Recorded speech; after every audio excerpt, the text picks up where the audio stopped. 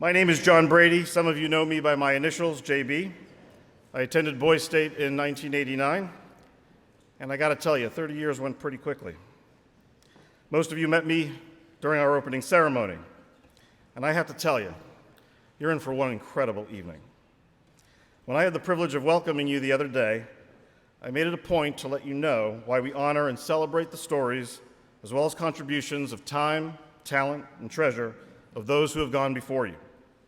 It's not to be self-congratulatory or foster some kind of mutual admiration society. While it may not sound like it initially, nights like these are very much about you. Every year, those of us who serve this program become acutely aware of the passage of time. Because every year we're a year older, and you're all still 16 and 17. I like to use this marker as an opportunity to serve, but also to reflect. As most of you know, I'm married to our pastor, our chaplain. Such a life is marked by the constant, almost weekly reminders of how temporary this life really is. A continuous calendar of baptisms, weddings, and funerals. I've come to learn that the human heart is a remarkably strong but unyielding play clock. Every beat of the heart, one grain of sand from the upper chamber of life's hourglass to the lower. Probably sounds like a real buzzkill to most people, especially young people. But rather than lament the fact that things change, or see this truth as some never-ending flow of losses, I see it as nature's way of suggesting that we be deliberate about how we spend each and every beat.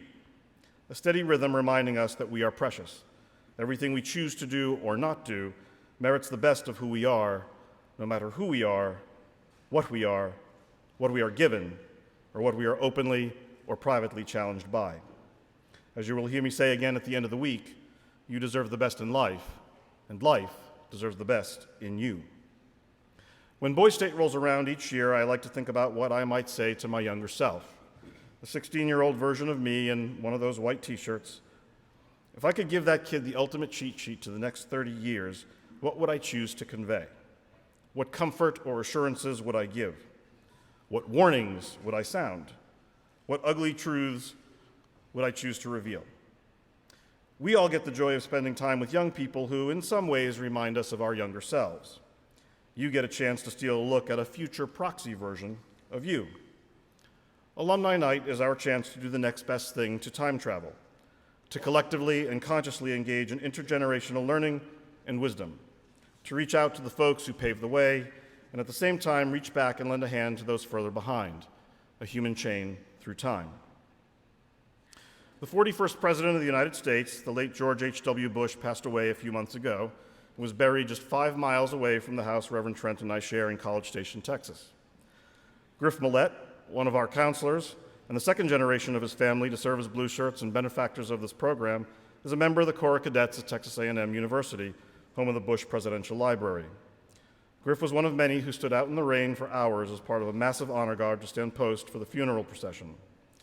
Kevin Ward, known as Rocco to most of you, works for CBS News and was one of the few people in the know about the funeral plans long before President Bush passed away. He was one of the people behind the scenes, ensuring broadcast coverage for the rest of us of the funeral service just down the road in Houston. Just 2 more examples of the people you have access to this week who've been given backstage passes to American history, to places and moments the general public does not. You'll experience a Boys State first in about 36 hours when the U.S. Cabinet Secretary, Deputy Chief of Staff to both Bush presidencies comes here to speak with you on Wednesday morning. When President Bush ran for and served the White House in the late 80s and early 90s, formative years for all of us up here on the stage, he often spoke about the importance of maintaining world peace through strength. The accomplished VIPs you will hear from this evening are iconoclasts of that doctrine and deliverers of its promise. First, as is our tradition every year, to honor one of the men who attended this program 25 years ago, the summer of 1994. We were still at Bentley in those days.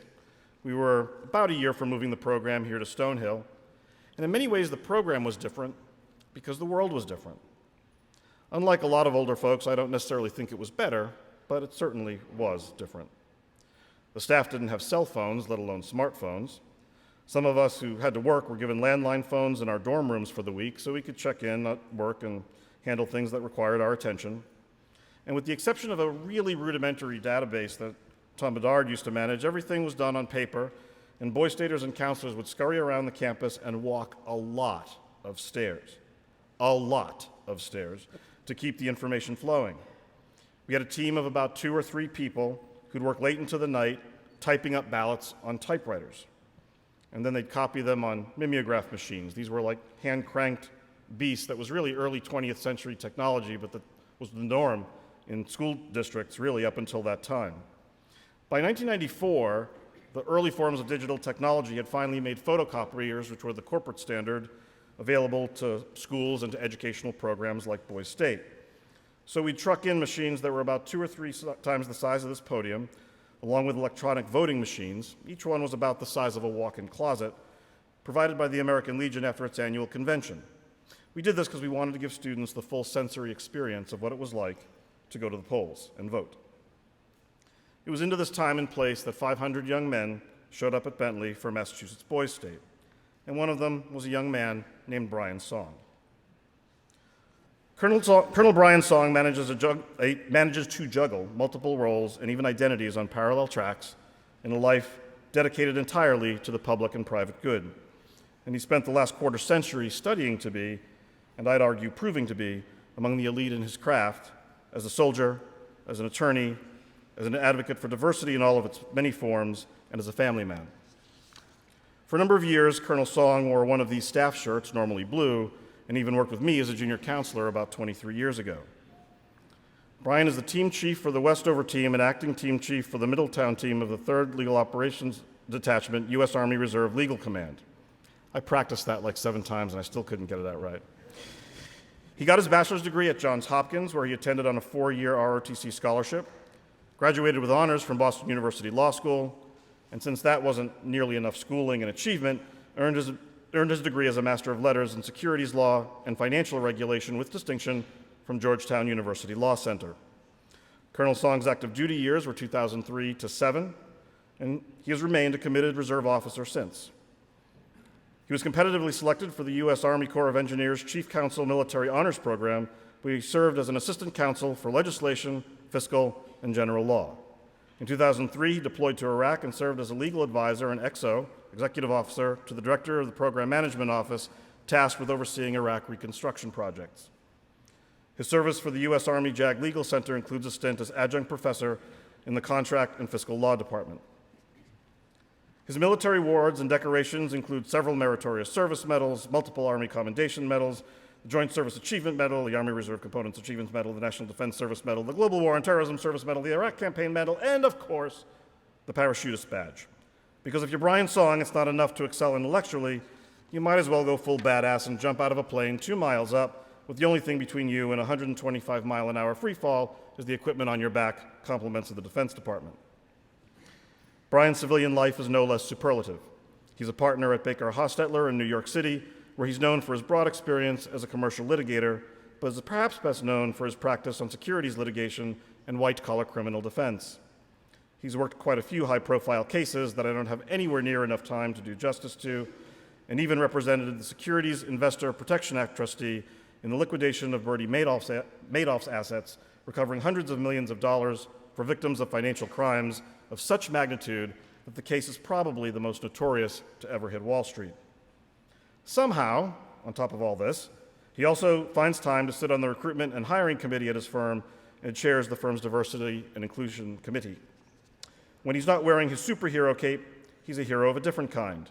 As a cherished husband and father to 2 adorable twin girls who are probably about 7 or 8 years old by now, I'm pretty sure those are the 2 identities he probably values most in his already storied life and service. And he's not even at the halfway point of his career yet. While Brian stands for a lot of things, one of the things I think I respect most is that he's carved out a place for himself where not everybody is comfortable, defending not just clients, but the ideal that in the United States, if you find yourself accused of wrongdoing, the incredible burden of hoisting up and carrying that proof is always encumbered by the accuser, even when that accuser is the most powerful government in the world. Love this nation I do, but history proves we haven't always been right in whole or in part. And it's guys like Brian who are warriors on the field and warriors in our courtrooms who work to ensure that this balance of power and constraint will always be. All the way from the great city of New York, it's my privilege to introduce our 25th year honoree, Blue Shirt, and great friend, Colonel Brian Song.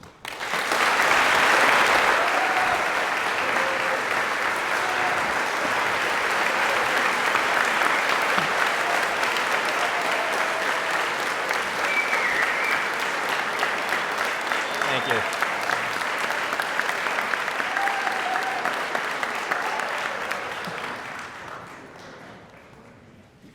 Wow, I really wish that guy would show up. He sounds great. John, thank you for that wonderful introduction. Good evening, gentlemen.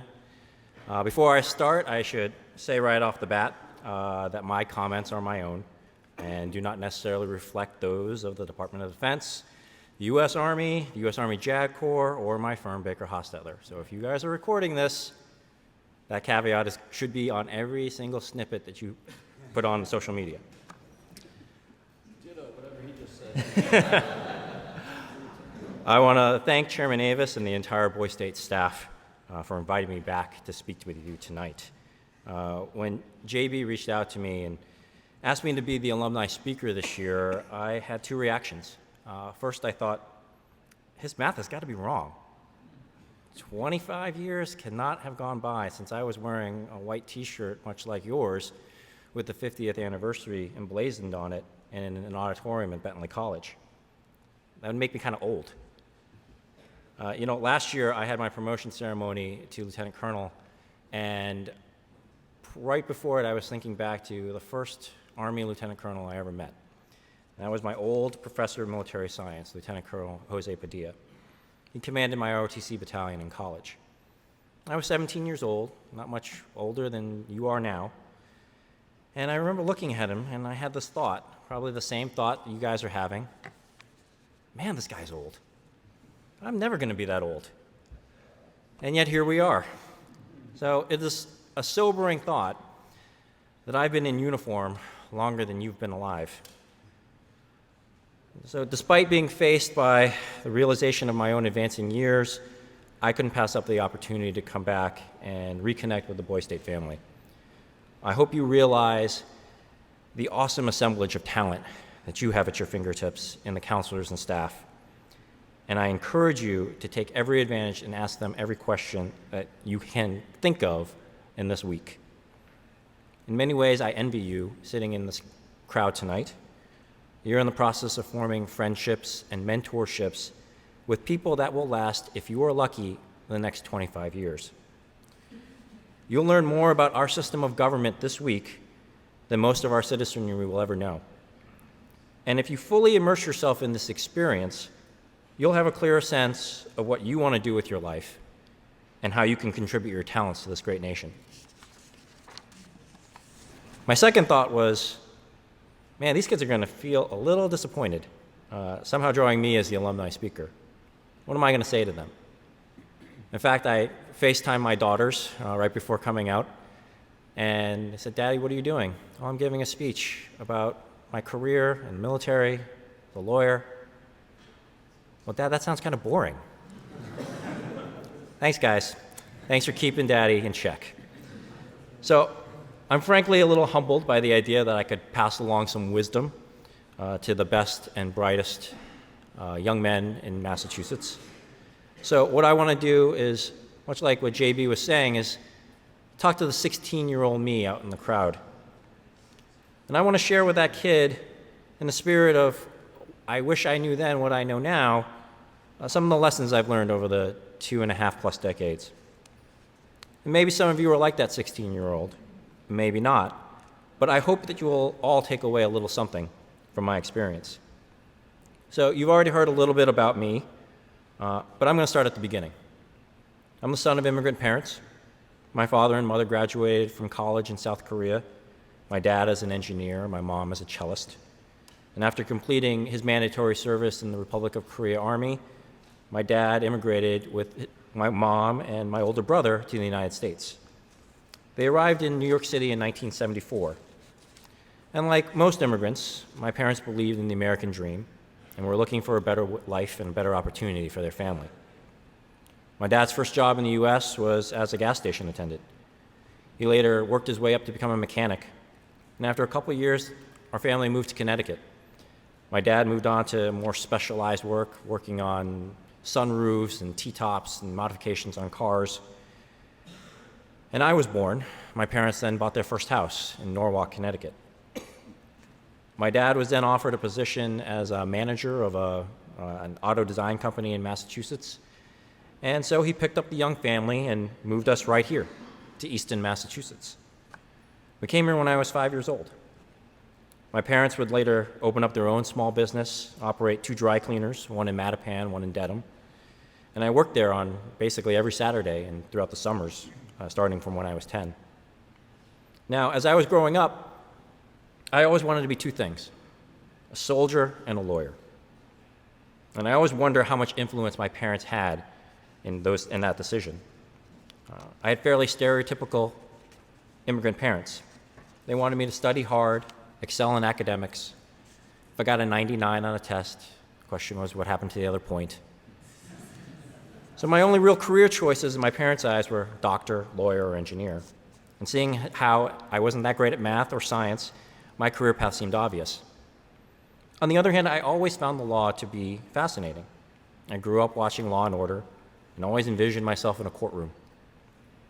Yet no one in my family was a lawyer. In fact, no one even close to our family was a lawyer. My only concept of what a lawyer did was from watching TV. So when you think about it, the fact that I based my career decision on television is kind of insane. Now, wanting to be a soldier, I think that indirectly came from my parents. As I said, my parents immigrated to America to provide a better life for their children. They came with nothing and carved out a good life for their family through their own hard work. They lived the American dream. They had already sent my older brother to college, and I knew that college was expensive, and I saw how much they struggled to pay his tuition. So I needed to find a way to pay for school. And what better way to get an education and to give back than to serve in the military? Now, it's not lost on me that all of you were born post 9/11, and we have been a nation at war your entire lives. The world I grew up in was very different. We were generally a peacetime army. Our engagements were quick and decisive, like in Panama or the first Gulf War. Otherwise, we were engaged in peacekeeping operations, like in Bosnia. I was born in the post-Vietnam era, and the idea that we would again be engaged in systemic conflict that would last for 2 decades was not even a thought in my mind. I wonder if I would have felt differently about serving under those circumstances as a 16 or 17-year-old. And so for those of you who are considering service in the military, I admire your willingness to answer your country's call in dangerous times. And so I applied for an Army ROTC scholarship in order to pay for college. Now, as most of you probably know, the deal for ROTC is they'll pay for 4 years of school. You owe them 8 years of your life. 4 years active, 4 years in the reserves. The only question for me was whether I would delay my commitment in order to go to law school or do my active duty time first. And after a lot of thought, I decided I wanted to get my education done as soon as possible. If I was going to be a lawyer, I might as well be a lawyer for the Army. So I applied for a deferment in order to go to law school. And after graduating from college and receiving my commission as a second lieutenant, I spent the next 3 years back here in Massachusetts at Boston University. In the beginning of my 3rd year, I applied to join the Judge Advocate General's Corps. Now, I had thought that since I was an ROTC guy and I had my educational delay, I would sort of be automatically guaranteed a spot. I learned that wasn't true.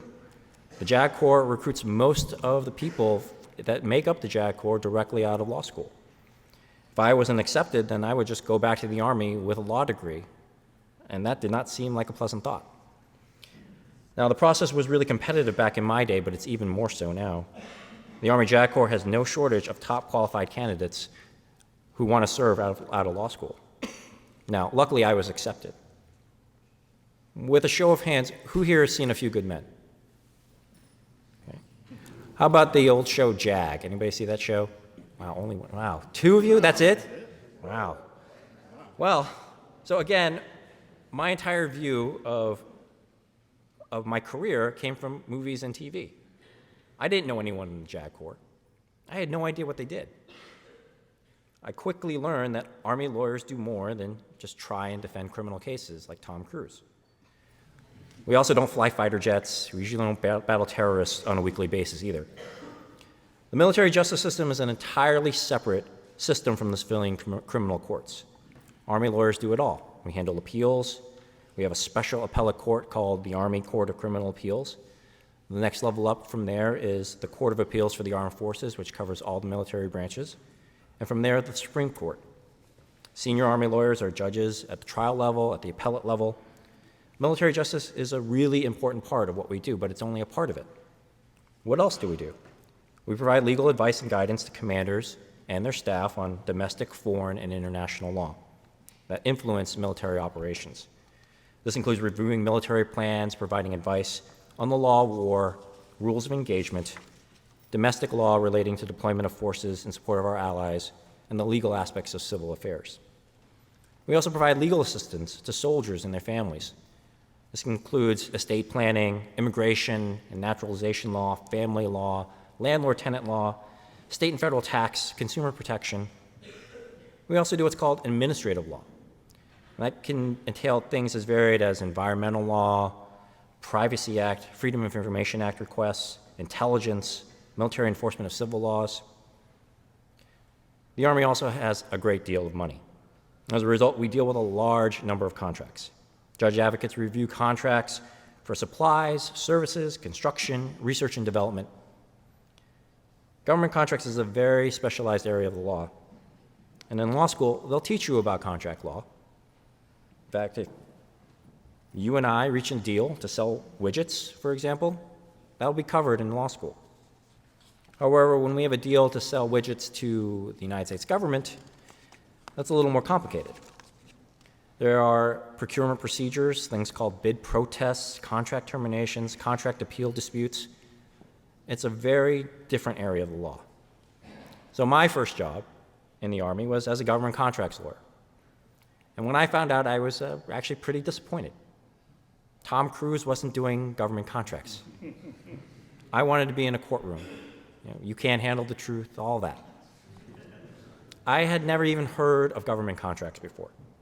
I don't think my law school offered a class in it, and if they did, I didn't give it a second look. So, okay, the Army will teach me what I need to know, right?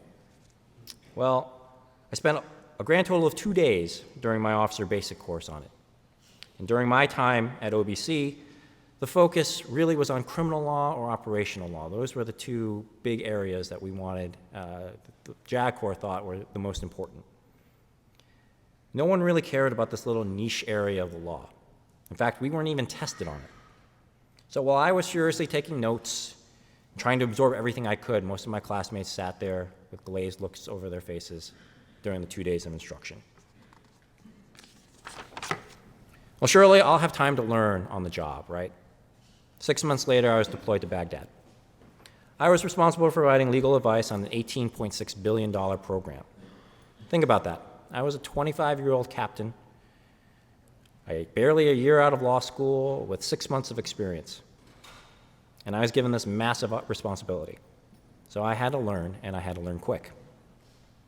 I worked for an entity that was responsible for all the infrastructure reconstruction projects in Iraq, power plants, water treatment facilities, schools, roads, etc. My boss was a retired two-star admiral. And one day I handed him a memo for his signature. He was going to go up to the Secretary of Defense. And at the time, we were a very lean office. It was really just me and him and a bunch of contractors. So normally a memo of this import would go through numerous levels and layers of staffing, corrections, etc. But this time it's just me and him. So I handed him the document. Sir, for your review and signature. He whipped out a pen to sign it. I said, sir, don't you want to read that first? I said, well, you read it, right? You reviewed it. I gulped hard and said, well, sir, perhaps I should review that one more time before you sign that. The lesson, never hand in anything that you're not 100% confident in. Because I knew that he had trust and faith in me, I didn't ever want him to regret making that decision. Trust is a hard thing to earn, and it's an easy thing to lose. When you get it from someone, hold on to it tight. Fast forward a few years, and I was ready to get out of the Army. I had never planned on making it a career. However, I really loved being in uniform, and the challenge of military legal practice. I was at a 3-star command and as a captain doing work that's usually reserved for senior majors, lieutenant colonels. Now, the JAG Corps has a school at the University of Virginia. And remember how I said no one really cared about government contracts? Well, that changed in a hurry. With our engagements in Iraq and Afghanistan, we were spending billions of taxpayer dollars. And we need to be able to advise commanders on how to properly spend it. So I got offered a position to teach government contracts at the school as a reserve officer. Turns out I learned a great deal during my 4 years. And there weren't a lot of people with my level of experience. So you never know when an opportunity will present itself to you. Without that offer, I probably would not have stayed in uniform. Since then, I've had some great jobs as a reservist. I've litigated on behalf of the Army in federal court. I've been a defense lawyer. And now I'm a team chief here for the 3rd Legal Operations Detachment, headquarters next door in Brockton. So that's my military career. As a civilian, I left active duty at the end of '06, moved to New York City, joined a large law firm, and began my practice as a litigation associate. Being a law firm associate is a hard life. All right, who's seen The Devil Wears Prada? Oh, come on. Really? All right. Well, I agree with that. Well, let's just say I empathize a great deal with Anne Hathaway's character. Impossible expectations by impossible people. You work a lot. And for me, it was a cultural shift. I had just left active duty. I was used to working on a team where we all work together to accomplish the mission.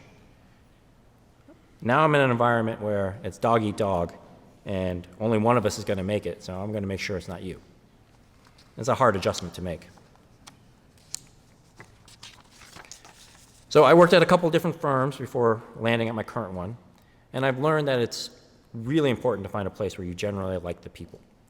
And while I continued to work hard, it was a little easier when you enjoy the work and the people you work with. And I became a partner at the end of 2015. I was the first Korean American made partner in my office. So what advice do I have to give to the younger me out there? Number 1, ask questions. Don't be either too afraid or too arrogant to ask questions. I got news for you, 16-year-old me. You don't know anything yet. My first year of college was pass-fail, and thank God it was. I did really well in high school, but because of that, I didn't really know how to study. And college was different. Suddenly, everyone was as smart or smarter than I was. So go visit your professors during their office hours. Go see your teaching assistants. Remarkably, they can help you. Same for any career fields that you're interested in. I just got through telling you, basically, I stumbled into my career with very little foreknowledge. Don't rely on TV, or I guess now the internet. While it's worked out for me, I know many people who went to law school and discovered being a lawyer is not for them. Ask yourself why you want to be a lawyer or whatever it is that you're interested in. Then ask actual people who work in that field why they like what they do. See if those things line up. And what if you don't know anyone in a particular field? You're going to have to get out of your comfort zone and start asking people. Boy State is a great place to start. All right, start going to job fairs and really learning about different careers. Make an educated decision. Number 2, I highlighted this earlier, be prepared to get out of your comfort zone. So I was scared to death of heights. So the summer of my sophomore year, I decided it would be a good idea to jump out of a perfectly good airplane. Problem solved. Now, part of this is a little self-evaluation. Much later in life, I discovered that I'm actually really an introvert by personality. And while being an introvert doesn't mean that you are necessarily shy or socially anxious, you do process information differently than an extrovert does. So learn about yourself. Learn about what your strengths and weaknesses are to put yourself in a better position to succeed in life. So I am currently the president of the Asian American Bar Association of New York. It's one of the largest minority bar associations in the country. We have 1,200 members, dozens of events. I meet with judges, politicians, general counsels of Fortune 500 companies, you name it. But I absolutely hate cocktail parties. Nothing puts me more ill at ease than working a room and shaking hands and meeting people. Yet I've learned to do it because I've had to learn to do it. and it's been hard. It's something you need to work at. I wouldn't be in the position I am in now without knowing it was something that I had to work at. Number 3, embrace the fact that you are different and learn from the differences of others. So this is a little more sensitive. I remember the first time I ever spoke in front of a crowd. The audience laughed. It was 3rd grade, and I was 8 years old, and I had won the coveted role of Abraham Lincoln in the school play.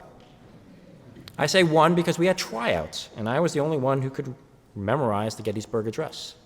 7 years ago, our fathers brought forth on this continent a new nation, conceived in liberty and dedicated to the proposition that all men are created equal. I was so proud of myself because I felt like I really accomplished something. And I still remember being nervous before walking up onto the stage of the auditorium filled with parents, teachers, other children. I got to the podium and the spotlight shone on me, and the crowd erupted in laughter. Why were they laughing? In that moment, it was a complete mystery to the 8-year-old me. I hadn't said anything yet. I could only conclude that they were laughing at me, at how I looked. Now, in hindsight, I can see why the image of a little Asian American boy with a fake felt beard and a construction paper stovetop hat would look pretty funny. And I don't believe that anyone in that room meant any harm by laughing. These were, after all, the parents of my school friends, many of whom had known me for many years, had hosted me in their homes. But this was the first time I ever felt that I was different from everyone else, and I hated it. So as I said, this is a homecoming for me. I grew up about 5 minutes from this auditorium. I went to elementary school through high school here and graduated from Oliver Ames High. Growing up in this town, all I ever wanted was to fit in. Now, Easton it was, and maybe still is, a heavily Irish Catholic town. And I think there might be 2 other Asian families when I was growing up. So I'm clearly not Irish, as you might have guessed. And I'm not Catholic either. Now, my friends would all go to this thing called CCD every weekend. And I wanted to go because I felt like I was missing out. And I've later learned that I didn't really want to go. Now, one day I remember arguing with my mother when I was a teenager that I didn't want to learn how to speak Korean. I'm an American, after all. And I'll never forget what she said to me. She paused and looked at me and said, "I know that you're an American, but when the world looks at you, they don't see an American, they see a Korean." And I was kind of dumbstruck by that. Was she right? Am I somehow viewed as less of an American because of my race? Well, I wish I could say she was wrong. Too many times in my life I've been asked, "Where are you from?" "I'm from Massachusetts," or "I'm from New York." No, where are you really from? Too many times I've been told I should go back to my own country. I was born here. Too many times I've heard racial epithets. Now, my children are 8 years old, and we live in one of the most diverse cities in America. And last year, some woman screamed at them from across the street, "Chinese, go back to China." And my kids looked at me, confused. They were born in New York City. Their mother and father were born in the United States. "Dad, why is that woman screaming at us?" "Dad, we're not even Chinese." So I explained to my children that some people don't really understand what it means to be an American. We're not a nation that's made up of one race. We're people who choose to live here because we believe in the ideals of this nation, that all men are created equal, that we all have the right to life, liberty, and the pursuit of happiness. And although we come from different backgrounds and different religions, we all have a place and can make a contribution to this country. So I have joined 2 professions that struggle with diversity. In the legal profession, the partnerships in the top law firms of this country are primarily white straight males. In 2009, only 2.2% of all law firm partners were of Asian heritage. And in 2018, that number jumped up to 3.6%. For African Americans, it was 1.71% in 2009 and 1.83% in 2018. For Hispanics, 1.65% to 2.49%. So virtually no progress in 10 years. Asian Americans are underrepresented in the upper echelons of every facet of the legal profession. In 2016, there were only 4 Asian Americans out of the 2,467 elected prosecutors in the United States. Now, in the Army, at least in the officer ranks, minorities are still underrepresented demographically by population. And although at least anecdotally I feel like that's changing, I see far more diversity in the ranks as I look out at our formation. It's one of the reasons why it's important to me to continue to wear this uniform. And while I've been focused on ethnic diversity, I should point out that geographic and socioeconomic diversity is important too. Being in the Army has exposed me to so many different kinds of people. I've spent my whole life in the Northeast, basically from Boston to DC. And I've learned we can be pretty different from the people of the South or the West or Texas. Now, one of my old generals was from Georgia, and he liked to say that he was just a country boy. And most of the time, I had no idea what he was talking about. So for instance, he would say things like, if you're walking down a country road and you see a turtle on a post, you ought to ask how it got there. What? What does that mean? Now, he did have a saying that stuck with me. You got to hit the first tank. He was an old infantryman. If you don't hit that first tank, it won't matter what you do next. And I've taken that piece of wisdom with me. So I talked about the first speech I ever gave in front of a crowd. The second speech I ever gave in front of a crowd was here at Boise State. Same bright lights, same kind of nervousness. I was running for Attorney General, and while I completely forget the substance of my speech, and I'm sure it was spectacular, what I do remember was how great that crowd was during the party convention and during the candidates forum. And standing in front of hundreds of boys from across the state, no one laughed. Boys who I never met or barely knew would judge me by the quality of my ideas. And that gave me so much confidence in myself. I credit my experience here for helping me develop as a leader. So, I encourage you to embrace your differences, share them with your fellow Boise Staters this week. Now, I'm a big fan of Hamilton, and one of my favorite tracks is Dear Theodosia. You'll come of age with our young nation. We'll bleed and fight for you, make it right for you. If we lay a strong enough foundation, we'll pass it on to you, we'll give the world to you, and you'll blow us all away. Someday, yeah, you'll blow us all away. And I want to thank you all for being here. I truly believe that someday, one of you is going to blow us all away. Thank you.